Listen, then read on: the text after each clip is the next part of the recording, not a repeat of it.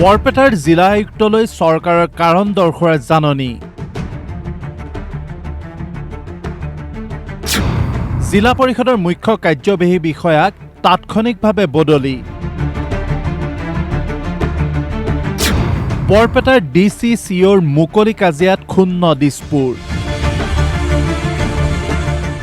ৰাজ্য প্ৰশাসনৰ বাবে প্ৰায় নজিৰবিহীন এটা ঘটনা ঘটিছিল বৰপেটা জিলা আয়ুক্তৰ কাৰ্যালয়ত।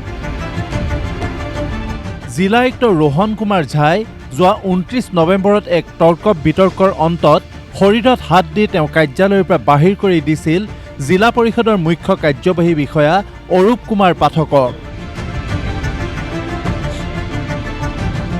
এই ঘটনা পোহৰলৈ অহাৰ লগে লগে সৰ্বত্ৰ প্ৰতিক্ৰিয়াৰ সৃষ্টি হৈছিল আৰু দুজন শীৰ্ষ বিষয়াৰ সংঘাতে IS বনাম ACSৰ সংঘাতৰ ৰূপ পাইছিল।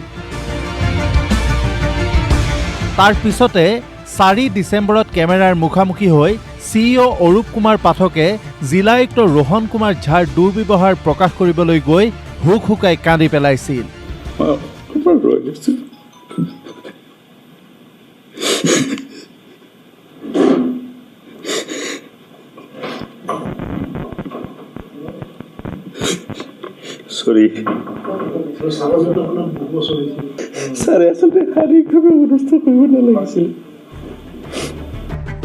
জিলা প্ৰশাসনৰ বৰঘৰত সংঘটিত এই লজ্জাজনক ঘটনাক গুৰুত্ব সহকাৰে লৈ ৰাজ্য চৰকাৰে তৎকালে তদন্ত ঘোষণা কৰিছিল আৰু প্ৰধান সচিব মুকেশ সাহুক তদন্তৰ দায়িত্ব দিয়া হৈছিল।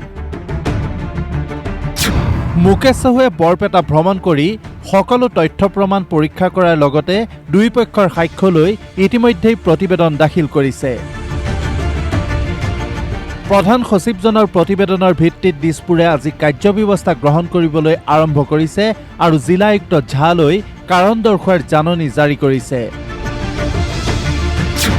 ৰোহন কুমাৰ ঝাক জাননীত কোৱা হৈছে এই গুৰুতৰ কাণ্ডৰ বাবে তেওঁৰ বিৰুদ্ধে কিয় অনুশাসনমূলক ব্যৱস্থা গ্ৰহণ কৰা নহ'ব।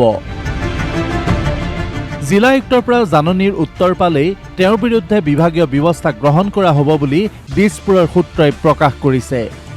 একেদিনাই ৰাজ্য চৰকাৰে জিলা পৰিষদৰ CEO অৰূপ কুমাৰ পাঠকক জিলাখনৰ বাহিৰলৈ বদলিৰ সিদ্ধান্ত লোৱাৰ কথা ঘোষণা কৰিছে।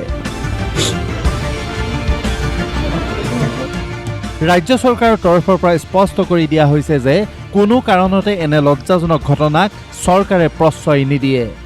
Bureau report DY365।